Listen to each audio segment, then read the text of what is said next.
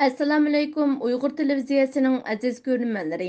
Tor televiziyasining suhbat programmasiga xush keldinglar. Bugun biz uzundan beri muhojiratda Uyg'ur davosi uchun yurak qini sarf qilib kelayotgan Mavlon Yasin efendi bilan suhbat olib bormoqchi. Mavlon efendim, xonimiz xush keldingiz. Vaqt chiqarib mikrofonimizga qadam tashrif qilganingiz uchun ko'pdan ko'p rahmat. Oldi bilan o'zingizni tunishtirib o'tsangiz. Va alaykum assalom. Ko'p rahmat. Maslakni taklif qilibsiz. Mening ismim Mavlon Yasin. Men Amerikaning Los Angeles shahrida yashayman. Bu yerda yashaganimga 30 yildan eshib ketdi. Mishada ish qilib o'zim yumshoq detal injeneri. Mishada xizmat qilib, mishada hayot kechirib yuraman. Mening asosiy tarixim shu. Sizce Xitoy nima uchun bugungi kun kelganda birdinla chet ellardagi ba'zi bir qism Uyg'urlarni vatanga ziyoratga o'rnashtiradigan bo'lib qoldi? Va alaykum assalom. Xitoyning Uyg'urlarga bunda qo'yib berishining asos sababi Xitoy birinchi hozir iqtisodiyotda intayin cho'ng zarbaga uchirdi. Bularda ishsiz intayin ko'paydi, zavodlar yipildi, qurilishlar to'xtab qoldi, chet el mablag'lari chekinib chiqib ketib bordi, xalq oradagi obrazi intayin ojizlashdi. Bunda vaqtda u yoqqa mablag' soladigan chet elliklarmi qolmadi. Shuning uchun bu g'arbning iqtisodiy qo'rshovini yo'qotish uchun Xitoy bu iqtisodiy jazolarni bir taraf qilishga to'g'ri keldi. G'arb burundan tortib Xitoyga iqtisodiy jazo berishni o'ylab yuradi, lekin buningga bir bo'sib kirish eg'zini topolmayotdi. Uyg'urlarga ilib borgan irqiy qirg'inchilik ham shu oldingi Trump davrida Trumpninki jasorati bu Xitoylarga iqtisodiy jazo berishning sababini Amerika ko'rsatib berdi. Shuning bilan Amerika va G'arb avval Amerika endi uning agishib G'arb Xitoyga iqtisodiy jazosini berdi. Endi Xitoymi bu G'arbning bu jazosini, bu qo'rshovini yo'qotish uchun Uyg'urni bo'sish eg'izi qilyotdi. Xitoyning deydigini sen Uyg'urlarni irqiy qirg'inchilik qildi deding. Lekin mana men Uyg'urlar erkin kelib ketishga ruxsat qo'yibotman-ku, nadi irqiy qirg'inchilik bor deb bu tashviqotni o'ttirib qo'yib, G'arbning Uyg'urlarga irqiy qirg'inchilik qilib ketib bordi degan bu nazariyasini bekor qilishga intilyotdi. Sizce chet ellardagi vatanga ziyoratga berayotgan Uyg'urlar irqiy qirg'inchilikning ziyonkashligiga bevosita uchragan to'liqliq. Yeni Xitoyning planiga nima uchun moslashadi?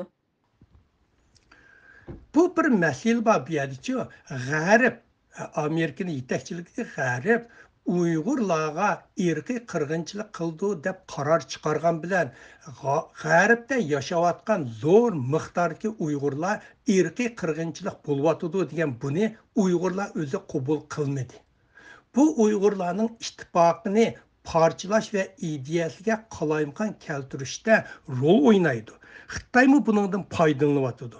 Xitoy har xil qo'rqitish, oilalarni qo'rqitish, bu Uyg'urlar besim istish erkilik bu orqali bu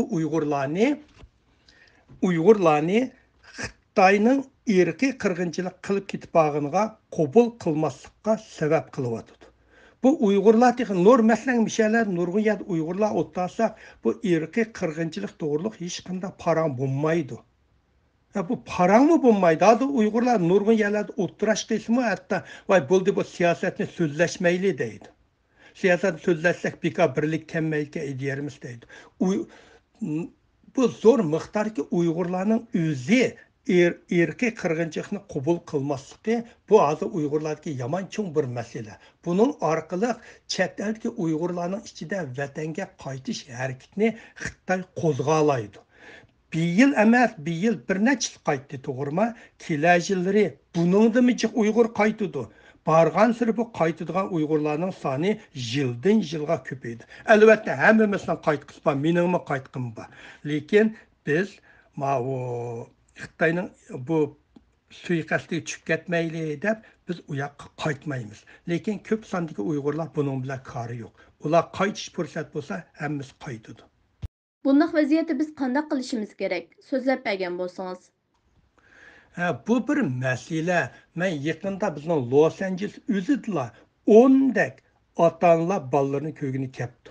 Əlbəttə bularni ballarını köygüsü kəgini buldu. U yoqdan kelgan ata-analarni biz ayıplaydigan huquqimiz yo'q. Ular ballarimizni köygünü keldik deydi. O kelganlarmi bu yerda hech qandaq Uyg'urlar bilan aralashmaydi ham hech narga bormaydigan bo'ldi. Burunlar kelganda ularni biz uy-uylarga chaqirib mehmon qilatdik. Bu kelganlarning ichida bizni mening masalan yaqin tanishim borki, yiroq pudilarim borki, bular hammasi telefon qilib biz bilan aloqa qilmasin debdi. Bular keldi bu Uyg'urlar. Endi vatandan mayaqdimmi u yoqqa bizning Los Angelesdan bor, Amerikadan bor, vatanga qaytgan Uyg'urlar bor. Endi bundaq Uyg'urlar kundan kunga ko'paydi, yildan yilga ko'paydi. Endi bularning hammani ayiblamdik. Hammani bir chetdan ayiblab chiqarib bularni chetga qoqamdik. Bu Uyg'urlardagi bir cho'ng masala. Albatta qoqmaymiz. Bular ko'p sonni egallaydi. Bularning miqdori ko'pidi. Yana mushlarga tarbiya berish to'g'ri keldi. Mushlar bilan bir yerda o'tirish to'g'ri keldi. Bu bir yaman qiyin masala. Bu masalani qanday hal qilish to'g'riliq. Kundan kun ki bir yil masalan bizning Amerikadan bir 2-3 qaytibdi. Kelajak yilgacha 20-30 qaytish kerak. Qaytishi mumkin. Bu masalalarda Uyg'urlarda bir haqiqatan qilsangiz bir javob berishga qiyin masalalar bo'ldi. Shu tashkilotlar hamma shaxsiylar bularga tarbiya berish, qaytmaslik to'g'riliq tarbiya berish kerak. Yana bir jihatdan berib kelganlardan vatanning ichidagi ahvolni o'sha xalq oraga pash qilishga ilhomlantirish kerak.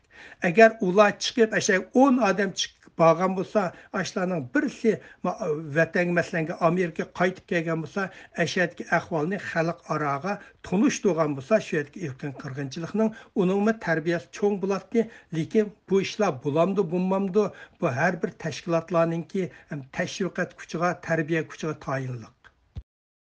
Söhbətimizni bu yerdə axırlaşdıraylı. Axırda Uyğur televiziyasiga vakolatan söhbətimizning yaxshi elib berilishi uchun kuch chiqargan Mevlana əpəndimə rəhmət aytaman.